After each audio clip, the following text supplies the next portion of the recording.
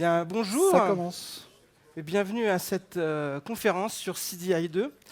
On est bien d'accord, vous êtes tous venus pour entendre parler de CDI 2, hein, parce qu'il y a d'autres confs à côté. Quels sont ceux qui sont venus pour entendre parler de Portlet 3.0? Personne. Ah ouais, ça va être embêtant ça, hein. D'accord. Vous n'allez pas être déçus.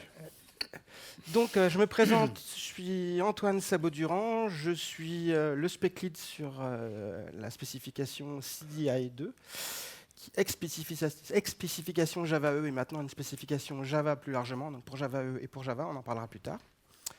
Et mon camarade. Et ton camarade qui s'appelle José Pomar et qui fait partie du groupe d'experts CDI 2.0.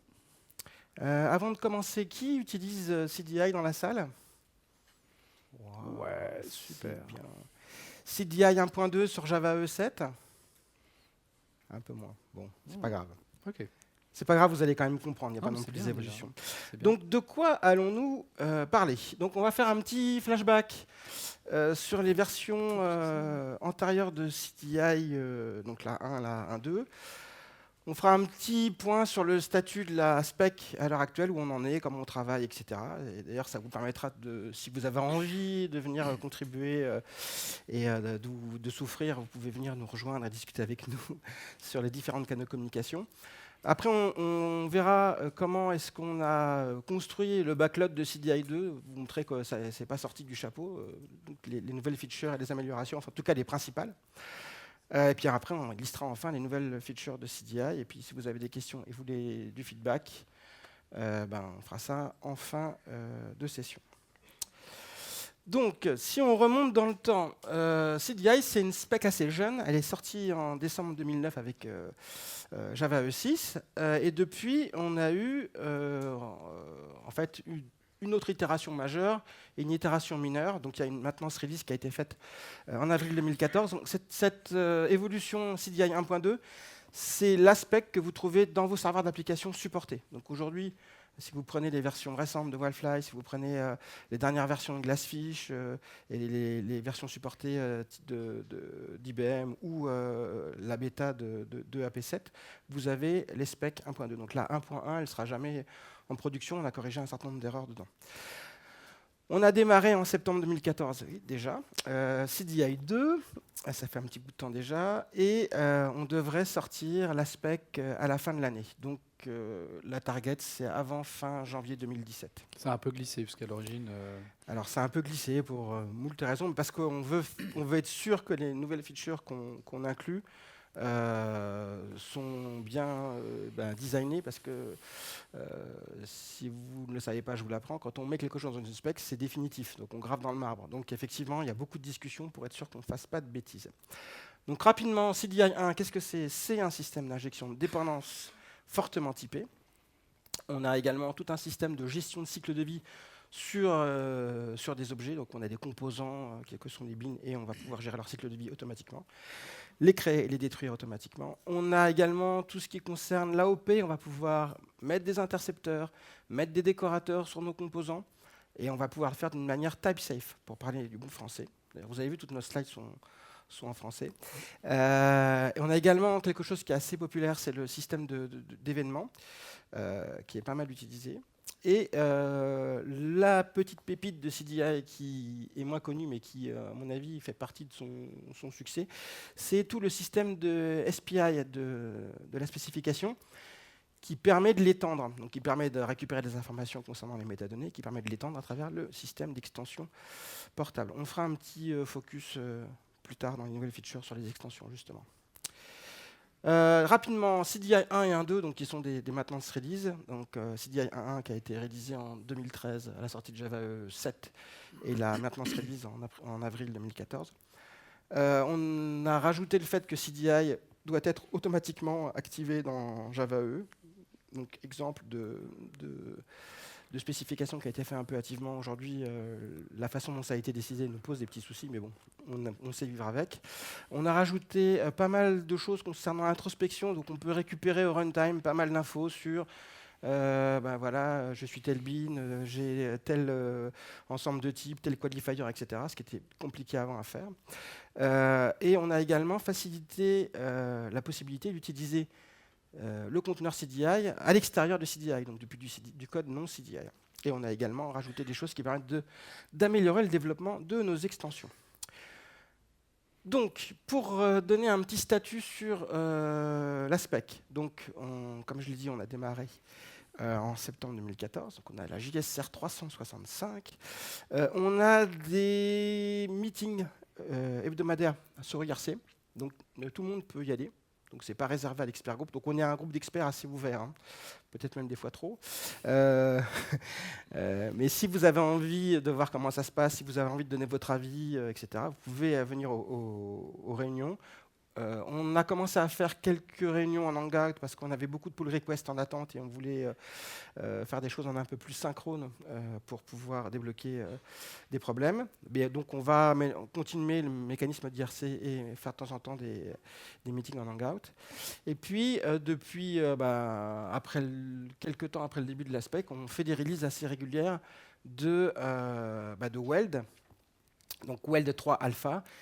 Weld qui sera évidemment l'implémentation de référence de CDI2, Weld 3. On a pas mal de feedback de la communauté, en tout cas beaucoup de gens qui sont intéressés. On voit que CDI est assez central, en tout cas pour les utilisateurs Java EE.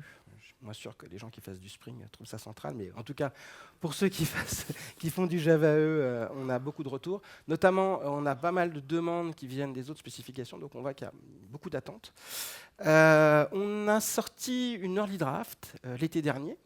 Donc vous pouvez la récupérer, vous pouvez jouer avec. Il y a un certain nombre de choses qui sont intéressantes dedans, notamment les événements asynchrones dont José vous parlera dans peu de temps. Et puis on devrait sortir la deuxième early draft pour juillet. Et dedans il y aura des choses assez intéressantes aussi, on en parlera tout à l'heure. Et donc voilà, comme je vous ai dit, on devrait sortir, donc de dire fin 2016, on va être réaliste, hein, avec la trêve des confiseurs, ça paraît peu probable en décembre, donc ce sera en janvier 2017 très probablement. Voilà. Si vous voulez des infos, si vous voulez savoir comment participer, comment souscrire à la mailing list, où trouver des ressources sur CDI, cdispec.org, c'est votre porte d'entrée sur CDI. Je suis en train de mettre en place toute une partie ressources pour apprendre CDI, trouver des articles de blog, etc., pour faciliter la vie des développeurs et des débutants. Et voilà pour l'introduction. Je vais laisser la parole à José qui va vous expliquer comment est-ce qu'on a récupéré les informations pour décider de ce qu'il y avait dans CDI, de ce qu'il devrait y avoir. Alors, comment est-ce que le backlog de CDI2 a été rempli? Comment est-ce qu'on a priorisé en fait les différentes caractéristiques qu'il fallait ajouter à CDI en priorité donc? Il y a eu plusieurs éléments. Il y a eu des requests Jira, des discussions avec d'autres spec leads. Je pense notamment à Servlet, à EJB, à JPA, AjaxRS, JMS également. Ouais. Pour voir un peu de quoi est-ce que les gens ont besoin en matière d'injection de dépendance, de décoration, d'interception, etc. Il y a eu des changements dans l'expert group entre la version 1 majeure et puis la version 2 majeure. Donc évidemment, les choses ne se font pas sans bonne intelligence. Et puis il y a surtout eu un survey. Quels sont ceux qui ont participé au survey sur CDI2? Bravo, merci. 3 personnes. 4. Vous auriez pu gagner un t-shirt si j'en avais. Ouais, c'est dommage, j'en aurais bien aimé les t-shirts. C'est un petit peu dommage pour tous les autres utilisateurs de CDI que vous ne participiez pas au survey parce qu'on se retrouve avec 260 participants pour quelque chose qui est vraiment très très utilisé. Et quand on regarde en fait la proportion de gens qui font des implémentations de CDI dans ces 260 participants, on va dire qu'elle est un petit peu surreprésentée. Voilà. Donc il y avait 20 caractéristiques à noter et à classer. Et la première des features, c'est évidemment l'alignement avec Portlet 3.0. Voilà. Aujourd'hui, on peut vous l'annoncer, c'est une des features majeures qu'on intégrera dans CDI2. Je pense que tout le monde est content. Voilà. Non, c'est une blague en fait. Une blague, c'était la dernière. Cela dit, c'était la dernière. Donc il y a quand même un psychopathe qui a voté pour ce truc. Voilà. On en profite parce que c'est des blagues qu'on ne peut pas faire à Java One. Oui, parce qu'à Java One, il y a le spec lead de Portlet 3 devant nous. Quand on l'a fait retirer à Java One, celle-là. C'est un petit peu délicat de faire ce genre de plaisanterie. Donc ce slide, il n'était pas... C'est un slide collector. Hein. Gardez-le parce qu'il n'est que ici. Personne n'a fait de photo? Non, c'est bon. D'accord. Personne n'a fait de photo. OK. Donc parmi les top request features, le support des événements asynchrones. Ça, c'est quelque chose qui a été très, très demandé. Avoir une annotation startup pour CDI, pour préciser des choses au démarrage du container CDI. La possibilité de faire du CDI en dehors d'un container Java EE, donc pouvoir bootstrapper, donc lancer le container CDI avec l'injection de dépendance, par exemple en Java SE, et ça a été fait. De l'AOP pour des custom beans, ça c'est toi qui va en parler. Support de la sécurité, ça va un peu de pair avec le précédent. C'était une demande à l'origine, mais on verra qu'on n'aura pas besoin de le faire. Tout à fait. Et puis l'ordonnancement des observeurs, des observateurs d'événements, ça a été intégré en fait dans tout le travail qui a été fait sur les événements asynchrones. Parmi les autres top request features, pour utiliser un beau mot de la langue française. Non, c'est les mêmes. Mais en fait, bah c'est les mêmes. Oui, c'est les mêmes, mais voilà. Alors sur cette slide, vous avez celles qui sont déjà implémentées, celles qui ne le sont pas encore. Alors il y en a d'autres, évidemment, que celles-là. Hein. Là, on parle vraiment des majors qui ont été demandés. Hein. Le startup, il y a débat. Parce qu'on a la possibilité d'utiliser un observer pour faire du startup. Et l'AOP pour les custom beans et les producteurs, c'est dans le pipe aussi, mais il y a encore pas mal de discussions. La sécurité, on ne va pas la faire, pour la simple et bonne raison qu'on a une très bonne spec sécurité qui va s'appuyer totalement sur CDI, donc on ne va pas refaire leur travail et l'intégrer dans CDI. Ça va être en fait, c'est un peu comme c'était externalisé dans une autre spécification. Voilà. Et donc, les majorités, là, je recommence. Les features qui ont déjà été intégrés au code et qui vont apparaître dans l'Early Draft 2, qui sont en partie dans l'Early Draft 1, c'est le support asynchrone, le bootstrap en Java SE et l'événement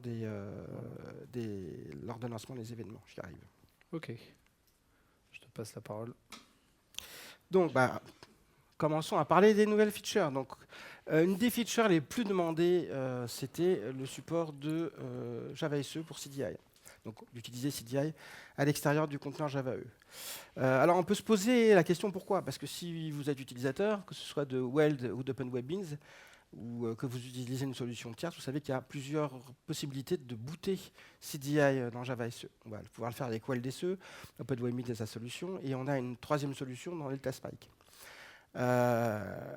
Mais c'est très important qu'on l'ait au niveau de la spec. Pourquoi ? Parce qu'on a d'autres specs qui utilisent CDI. Je pense à JAX-RS, je pense à JPA, et ces specs, aujourd'hui, elles savent booter au niveau de la spec sur Java SE. Si nous, on ne supporte pas Java SE, leur intégration avec CDI ne va pas être complète. Parce que leur question, elle est claire, qu'est-ce qui se passe quand moi, je suis sur Java SE, si je me suis mis pieds et poings liés avec une spec qui ne boote pas sur Java SE. Donc c'était très important qu'on rajoute ça au niveau de la spec.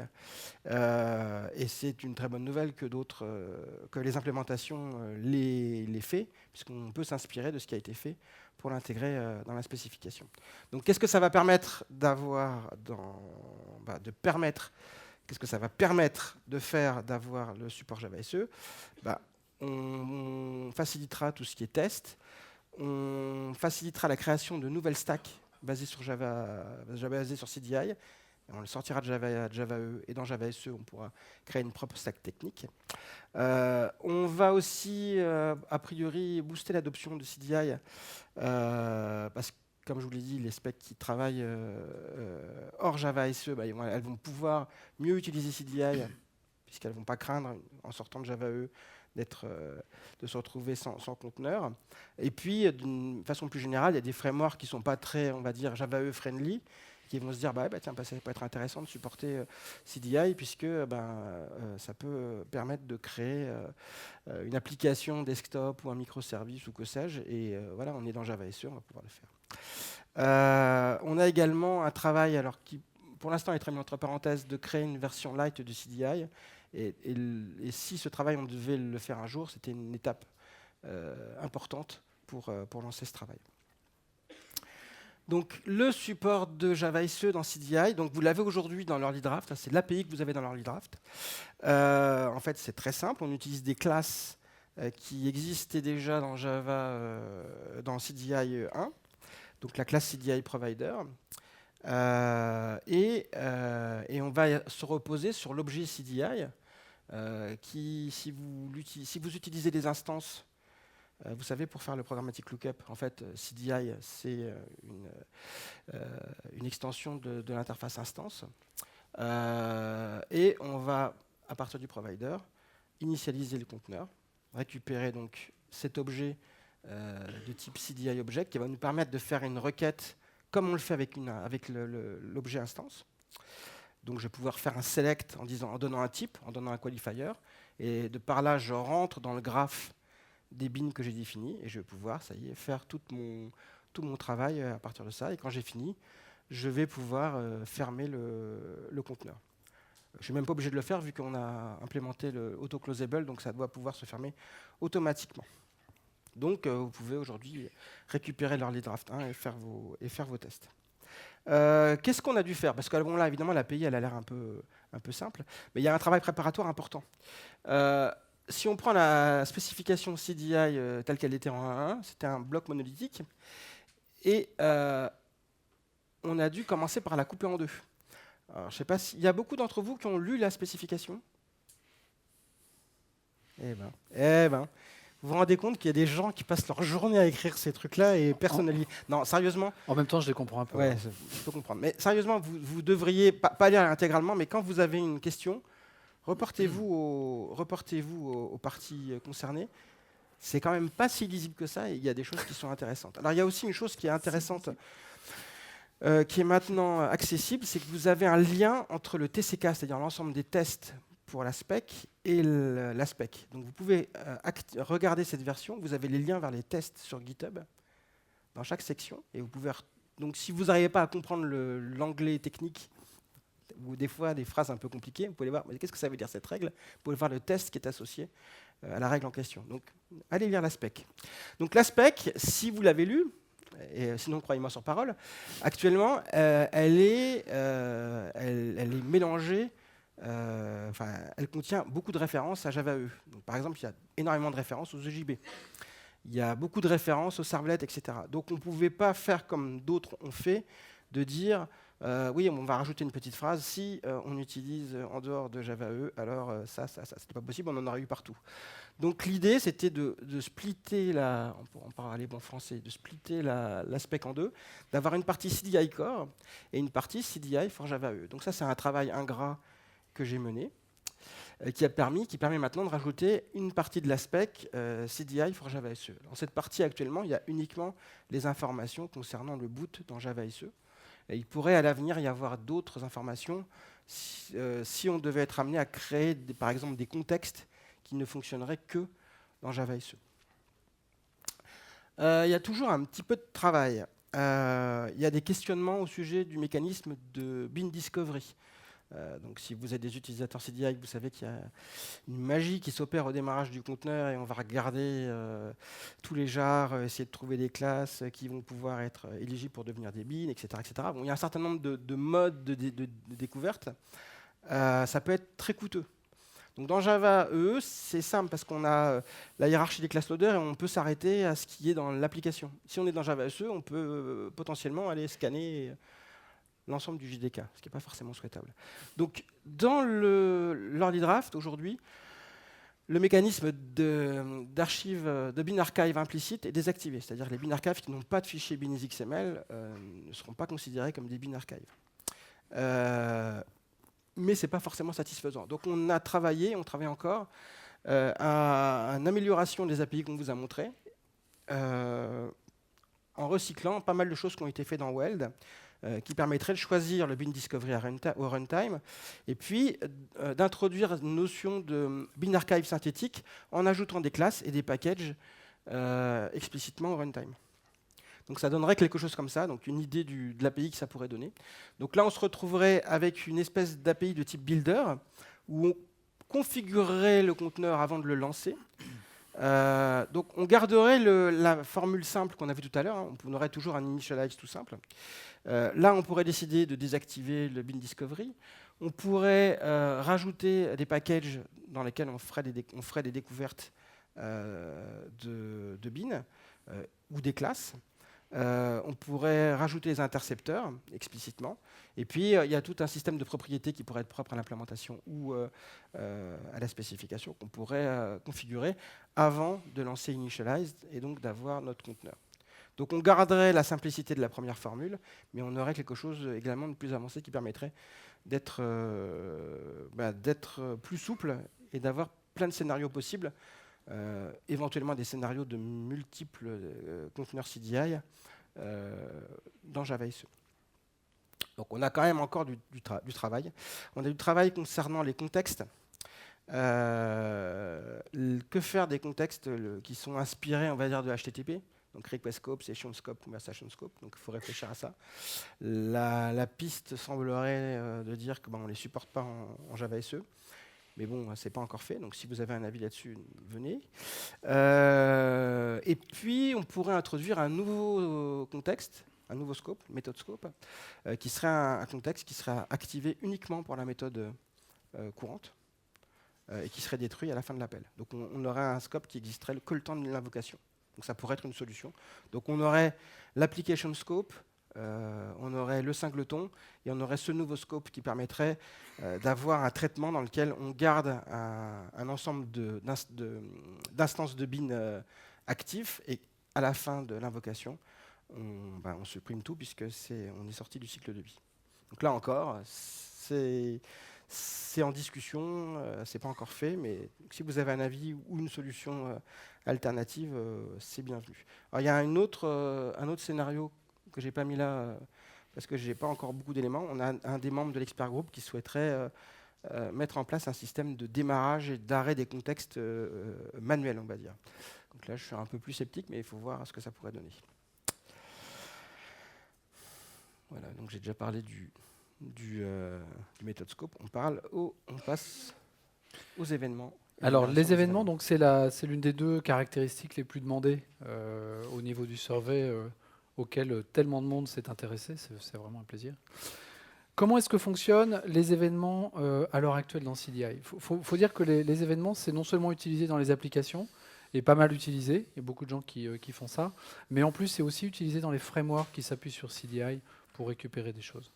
Les deux plans, les deux objectifs d'amélioration pour CDI 2, c'est de faire les événements asynchrones, et c'est probablement la partie compliquée du truc.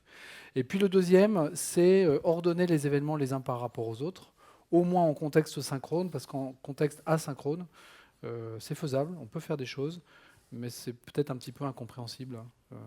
Voilà. Bon. Donc peut-être ce ne sera pas fait. Aujourd'hui, comment est-ce que fonctionne le modèle d'événement de CDI ? C'est super simple. Dans une classe, on se fait injecter un objet de type event qui est paramétré par en fait le payload de cet événement, c'est-à-dire l'objet que l'événement va transporter. Donc, sur cet objet, j'ai une méthode qui s'appelle fire. Je lui passe un objet de type payload de cette façon-là. Je fais juste event.fire et CDI va s'occuper d'appeler automatiquement tous les observeurs qui se sont déclarés sur cet événement. Pour déclarer un observeur, ce n'est pas beaucoup plus compliqué. On prend n'importe quelle méthode, on annote le paramètre de la méthode avec la notation observes. L'objet qui est reçu, c'est précisément le payload qui a été émis par l'événement, et cette méthode va être appelée par le container CDI sur l'appel de la méthode fire qui correspond au bon événement. Tout ça, ça peut également faire l'objet de qualifiers, de choses comme ça. Il y a un système de résolution par type d'objet qui est éventuellement un petit peu compliqué d'ailleurs, qui n'est pas simple, on va dire, au minimum, et qui fait que les choses fonctionnent raisonnablement. Sur la branche CDI 1, alors c'est pas spécifié, mais il se trouve que toutes les implémentations fonctionnent comme ça, et si elles fonctionnent comme ça, c'est parce qu'il y a des bonnes raisons quand même.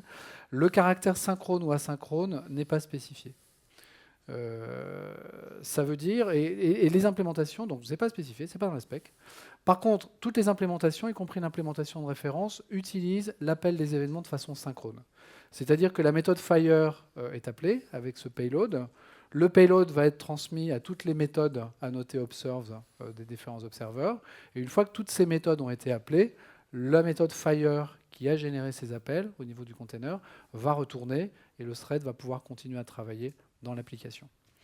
L'inconvénient, c'est il y a deux choses qui ne sont pas spécifiées non plus. Ce qui se passe au niveau des contextes et ce qui se passe au niveau du caractère mutable ou immutable du payload. C'est-à-dire qu'on peut parfaitement faire ça, tout en restant dans la spec, avec un payload mutable. Et donc, en fait, chaque observeur va s'amuser à muter le payload pour rajouter des informations dedans. Et en fait, ce qu'on réalise, c'est que les gens ont utilisé ce pattern, qui était, à mon avis, pas du tout fait pour ça, comme une espèce de pseudo-visiteur. Il y a débat là. Pour dire... Pardon ? Il y a débat là. Non, il n'y a pas de débat, on l'a tranché. Non, on s'entend bien, hein, croyez pas le compte. Comment? Oui, oui, oui. Il y a eu débat, mais on est arrivé à une conclusion, n'est-ce pas?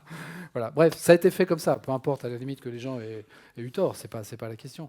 Enfin, c'est plus la question. Ils ont fait ça. Voilà. Et donc, si on fait quelque chose, si on veut faire des événements asynchrones, il faut que ce système, comment tu disais déjà, foireux, pardon, continue à fonctionner en fait. C'est-à-dire qu'il faut pas se. Astucieux. Ah pardon, j'ai confondu les deux mots. C'est-à-dire qu'il ne faut pas se dire, bah, OK, maintenant, tous les observeurs qui étaient avant appelés dans le même thread et qui allaient muter le payload, qui n'était évidemment pas synchronisé, ni thread safe, ni rien du tout, je ne peux pas m'amuser à dire maintenant, bah, je vais les appeler dans différents threads, je vais avoir des race conditions dans les payloads mutables et non synchronisés, et donc avoir des problèmes de bugs, de choses qui ne fonctionnent pas, etc. Donc ça, on est obligé de prendre en compte quand même, blague à part, de prendre en compte l'existant, qui n'est pas contraire à l'aspect, encore une fois, pour designer un système d'événements asynchrone. Le payload, oui, donc il faut que je pense à passer les slides également. Voilà. Donc si on part dans un système asynchrone en disant bah, maintenant les observeurs ils sont appelés de façon asynchrone, et puis ça va marcher, et puis si ça ne marche pas, bah, les gens corrigeront leur code, ça va générer des problèmes, et ça va surtout générer des incompatibilités ascendantes, ce qu'on veut précisément ne pas faire avec CDI 2.0. Donc, qu'est-ce qui se passe maintenant dans CDI 1 si je fais un petit peu le bilan?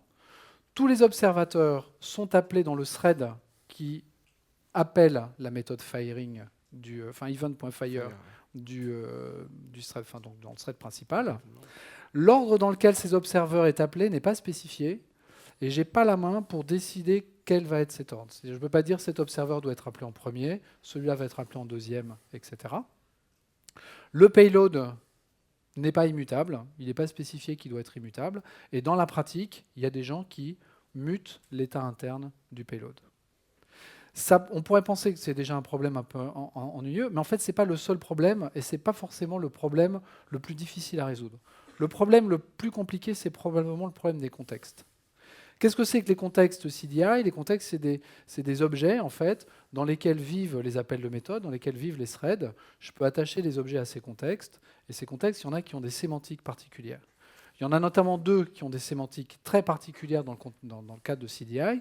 C'est le contexte HTTP request, HTTP session, éventuellement HTTP application, donc les contextes HTTP standard. Et puis le contexte, c'est celui-là, je ne l'ai pas mis ici, le contexte transactionnel quand je suis dans un thread de JB à l'intérieur d'une transaction. Dès l'instant que je vais appeler un événement, une méthode, enfin un observateur d'événement dans un autre thread, étant donné que depuis que Java EE existe, en fait, et c'est vrai aussi pour les autres frameworks, j'ai vraiment une confusion entre la notion de session de requête HTTP et de thread, ou la notion de transaction SQL et de thread. Si je décide qu'un observeur est appelé dans un autre thread, mais par un thread HTTP ou par un thread transactionnel, qu'est-ce qui se passe pour cette session HTTP, cette requête HTTP, ou qu'est-ce qui se passe pour cette transaction SQL? Je vais probablement avoir des problèmes et ce sera probablement perdu. Tant que je suis dans un monde complètement synchrone, je n'ai pas de problème de ce point de vue-là. Dès l'instant que je rentre dans un monde asynchrone, là, je commence à avoir des soucis et des choses qui ne vont pas se passer comme je m'y attends. Donc, le design des événements asynchrones, c'est quelque chose qui doit être compatible avec ce qui existe aujourd'hui. C'est quelque chose qui ne doit pas modifier le fonctionnement des événements actuels. Donc, il n'y aura pas de tour de magie. Vos événements synchrones aujourd'hui, même si vous ne savez pas qu'ils sont synchrones, ils le sont, vont continuer à être synchrones dans la version 2 de CDI. Donc, un événement synchrone reste synchrone aujourd'hui. Il ne va pas devenir asynchrone juste par un tour de baguette magique. Il va falloir que je fasse quelque chose pour qu'il puisse devenir asynchrone. Le fait de devenir asynchrone, c'est une décision qui doit être prise en fait du côté de l'appelant, parce que l'appelant, il sait qu'il est en train de tirer un payload immutable, par exemple. Ça, l'appelant, il le sait. Et donc il sait que les observeurs ne vont pas pouvoir muter son payload. Ou il sait qu'il est en train de jeter un payload qui n'est pas transactionnel ou qui n'a pas besoin d'être relié à un contexte HTTP. Donc ça, c'est du côté de l'appelant, en fait, de la personne qui génère l'événement, que c'est connu. Mais par contre, le fait d'être synchrone, ça doit pouvoir être imposé du côté de l'observeur également. Parce que si l'observeur il a besoin d'être dans la transaction SQL pour pouvoir faire son opération, ou s'il a besoin d'être dans la transaction HTTP, dans la requête HTTP pour faire son opération, il doit avoir besoin de pouvoir le dire aussi. Donc vous voyez qu'il y a une action à prendre côté appelant et côté appelé également. Alors, du côté de la firing side, le pattern qui est aujourd'hui dans la spec, et qui n'est pas encore définitif, mais qui a des chances de l'être, je continue à m'injecter un event payload avec @inject, ça n'a pas changé. J'ai ma business method qui fait event.fire A5 au lieu de fire et qui passe le payload. Et là, je dis que je tire un événement qui va être traité en asynchrone. Donc cette méthode, elle est censée rendre la main immédiatement, étant donné que les observeurs vont être appelés dans d'autres threads que le thread courant. Du côté de la partie observation, j'ai ma méthode d'observation. Elle est toujours avec la notation observes de payload comme ça. Dans ce cas-là, alors le commentaire n'est pas tout à fait à jour par rapport à ce qu'on a fait. Oui. Voilà. J'ai une deuxième annotation. Donc cette première méthode, elle est en train de dire « moi, je veux être appelé en synchrone ». Okay. Je ne veux pas être appelé en asynchrone. Et j'ai une deuxième annotation observe A5 qui dit « moi, je peux être appelé en asynchrone ». Parce que je me fiche d'être transactionnel, je ne suis pas en train de muter le payload, tout ce que je veux, c'est pouvoir lire le payload et c'est tout. Notez bien que ce n'est pas parce que je dis que je ne suis pas en train de muter le payload que je me protège contre les race conditions. Parce que si jamais j'ai eu un fire A5 qui a été fait et que j'ai d'autres threads qui ont muté le payload, il faut quand même que je puisse l'observer, sans race condition. Donc j'ai 4 cas possibles. Un fire synchrone, un fire asynchrone, une observation synchrone et une observation asynchrone. Aujourd'hui, les discussions dans le groupe d'experts, c'est de dire que si j'ai un fire synchrone et un observeur synchrone, les choses sont appelées, ça c'est le cas actuel, ça continue à marcher comme avant. Si j'ai un fire asynchrone et une observation asynchrone, les choses fonctionnent aussi et les choses vont fonctionner de façon asynchrone. En revanche, si je fais un fire synchrone, je ne peux pas l'observer en asynchrone. Et ça me protège contre des race conditions, parce que je peux avoir des race conditions dans ce cas-là. Et si je fais un fire asynchrone, je ne l'observe pas en synchrone non plus. Parce que je peux aussi avoir des race conditions dans ce cas-là, sans parler des problèmes de contexte. En fait, dans les deux cas qui restent, dans les deux cas not notified, le fait de ne pas pouvoir garantir que le payload est immutable, ça m'oblige à dire « ok, je ne le fais pas parce que je peux avoir des race conditions ». C'est un peu bizarre, mais bon, je ne vais pas me lancer dans la description, mais vous pouvez nous faire confiance, il y en a. Voilà. Que penser des mutable payloads? Une réponse courte, c'est astucieux. Oui.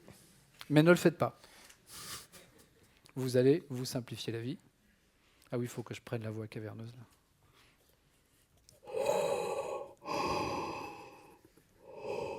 All suffer the full penalty of race conditions.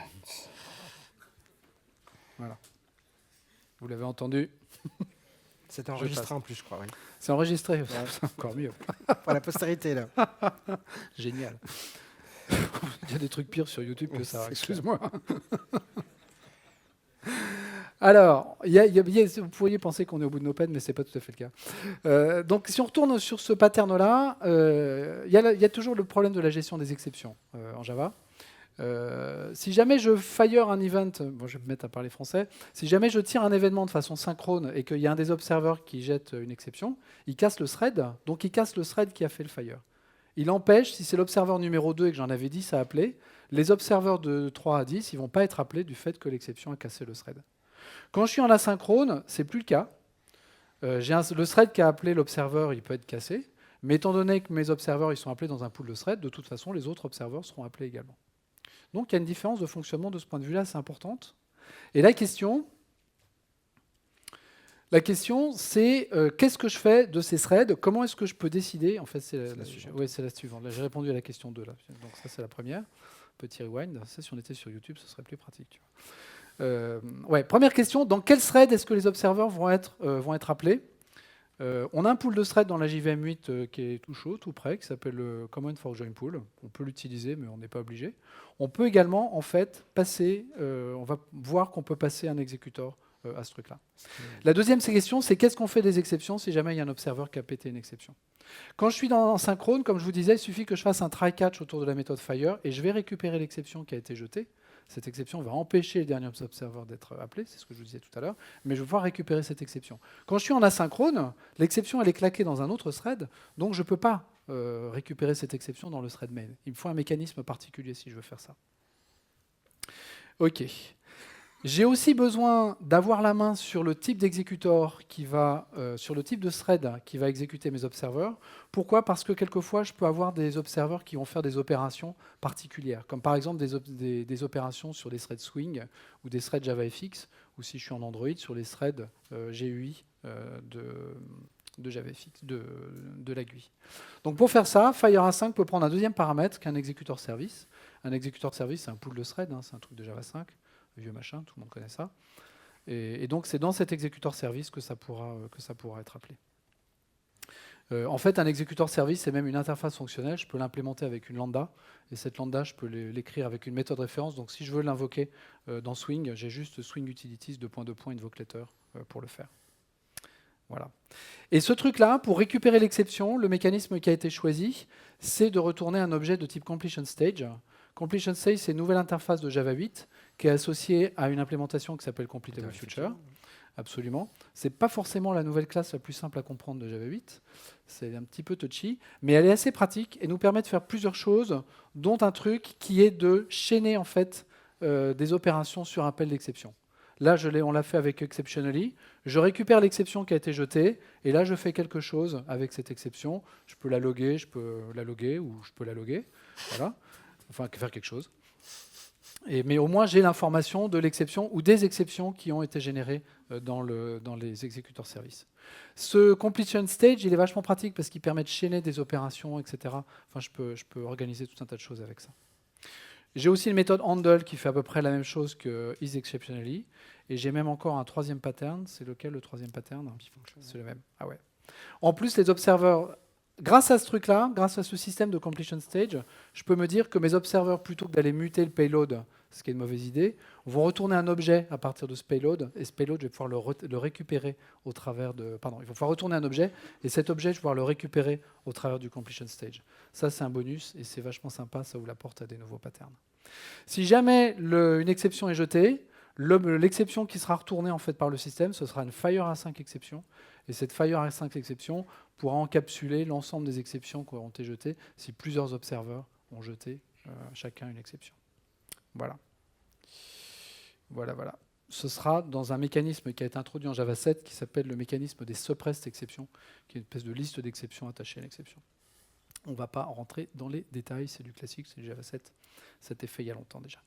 Donc voilà, ça c'est le when complete. Donc j'ai le handle, le exceptionally et le when complete. C'est les trois patterns de gestion des exceptions de l'API Completable Future. OK. Au niveau de l'event ordering, on a rajouté une annotation priority. Je ne sais plus si c'est celle de Java Annotation. Oui, c'est celle de Java Annotation. OK, c'est celle de Java Annotation. Donc on rajoute sur le truc et qui va permettre... Alors ça marche en synchrone, ça ne marche pas en asynchrone parce que c'est trop compliqué à expliquer aux gens.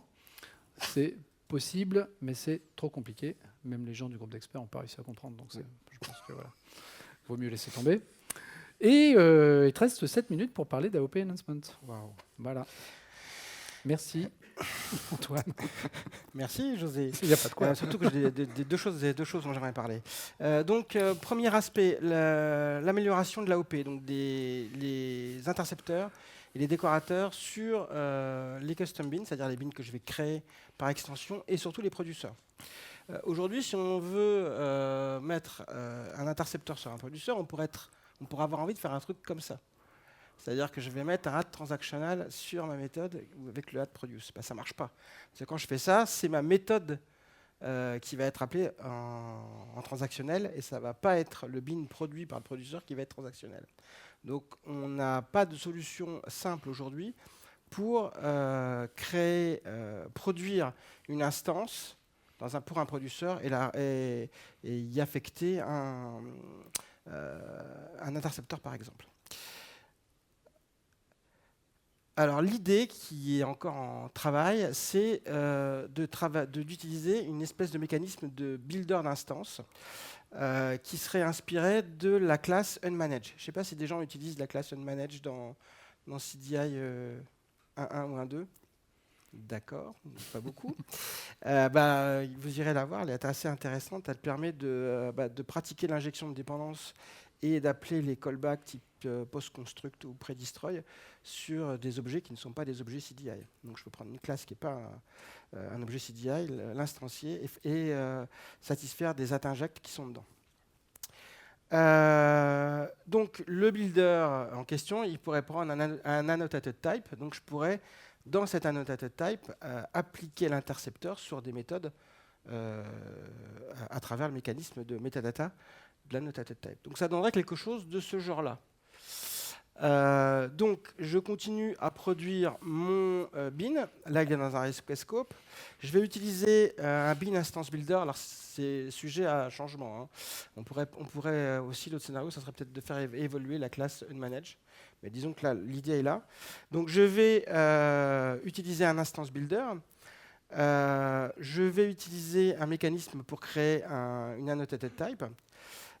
Et dans cette annotated type, là, dans l'exemple, je rajoute une annotation performing transaction que je vais mettre. Non, je vais récupérer la méthode performing transaction, excusez-moi, et je vais rajouter la notation transaction à travers transaction littérale. Et une fois que j'ai fait ça, donc en fait, c'est comme si j'avais dit OK, tu me crées une instance pour cette classe, mais tu vas utiliser les métadonnées que je te donne pour appliquer des choses dessus, notamment un intercepteur sur la méthode performing transaction. Et après, je dis OK, c'est bon, tu as tout, tu me builds l'instance. Donc en fait, tu me crées l'instanciation et tu m'appliques ce qu'il faut, ce que doit faire l'implémentation derrière, pour qu'il y ait un appel intercepté. Donc, en gros, créer un proxy. Donc l'idée, grosso modo, elle serait là-dedans. Donc c'est encore un peu dans les cartons, mais c'est quelque chose sur lequel j'aimerais qu'on arrive à aboutir. Et un dernier point, il me reste 3 minutes, ça va être rapide. Les slides sont simples. Oui, les slides sont simples. Mais non, mais elles sont verbeuses, mais elles sont... Donc, une autre problématique pour les développeurs d'extensions. Il y a beaucoup d'entre vous qui développent des extensions CDI. D'accord. Donc, ceux qui développent des extensions, ils sont fréquemment confrontés à la création de métadonnées de type annotated type, de type bin, de type bin attributes, injection point, observer method, etc. Donc, dans CDI2, on se propose, et on a déjà commité ces modifications, et ça devrait arriver dans le Ready Draft 2, des builders, enfin c'est plutôt des configurateurs pour annotated type, bin, injection point et observer method. Ça va nous permettre de créer ces métadonnées de manière beaucoup plus simple que ce qu'on peut faire aujourd'hui. Donc, si on prend par exemple un exemple, si je suis dans CDI 1.2, j'ai un framework legacy et je veux l'adapter pour CDI. Donc, dans mon framework legacy, j'ai une annotation qui s'appelle cache context. Je veux que quand un champ porte cache context, ça devienne un injection point. C'est-à-dire qu'il faut que je remplace cache context par @inject. Évidemment, je ne change pas le code, je vais le faire dans une extension.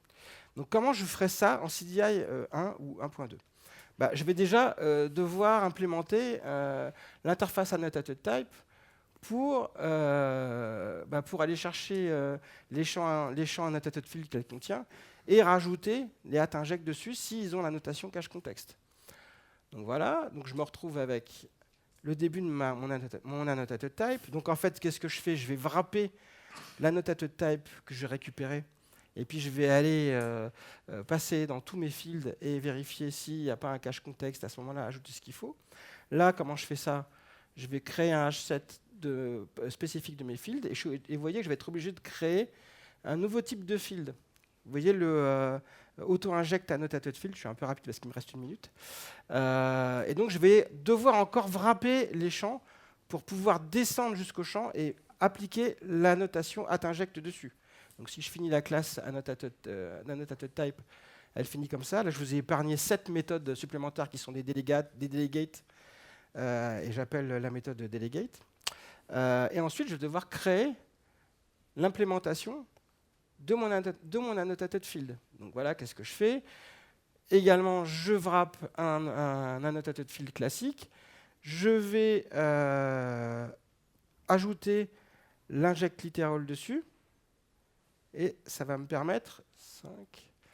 Voilà. Et je vais devoir répondre à d'autres méthodes du genre est-ce que tu as comment dire, est-ce que la notation inject est présente ? Je dois répondre oui.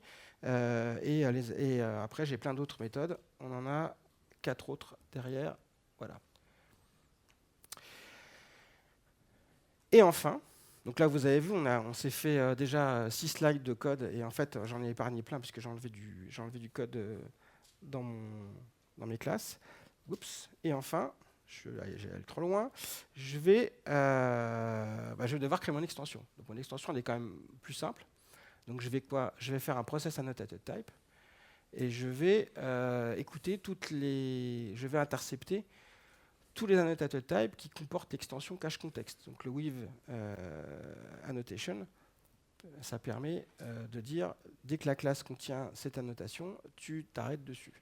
Et là, tout ce que je vais faire, c'est que je vais remplacer l'annotated type de base par mon nouvel annotated type qui va utiliser l'annotated type de base pour rajouter un inject sur chaque field. Donc je ne sais pas si vous vous rendez compte du travail qu'il y a à faire pour juste prendre en gros la classe de base, aller chercher tous les champs qui comportent la notation cache contexte et rajouter inject sur chacun. Donc c'est très verbeux et très pénible, et c'est, je pense, un des freins pour le développement d'extensions. Donc en CDI 2, je devrais pouvoir faire ça comme ça. Donc j'ai plus qu'une extension. Dans mon extension, qu'est-ce qu'elle fait? Elle va utiliser une nouvelle méthode du process annotated type qui s'appelle configure annotated type. Je vais pouvoir récupérer l'ensemble des fields sous forme de stream, donc on est en Java 8, hein, et je vais tester, voilà, est-ce que la notation cache contexte est présente? Oui, à ce moment-là, pour chacun des champs qui ont été sélectionnés avec la notation cache contexte, je vais rajouter inject literal instance, et à la fin de l'invocation de mon observeur là, l'observer process annotated type, je vais avoir la génération du métamodèle correspondant. Donc là, j'ai transformé, allez, on va dire 100 lignes de code, 150 lignes de code en 4. Voilà. Donc ça, c'est quelque chose qu'on a déjà mis en place et qu'on va pousser dans le prochain early draft. Et voilà, et j'en ai fini. Et voilà, donc si vous voulez contribuer, je vous ai donné les informations tout à l'heure, vous pouvez aller sur le site, suivre le compte Twitter, etc. Et nous n'avons plus de temps pour les questions, mais si vous en avez, on peut se parler dans le couloir. Merci beaucoup. Merci.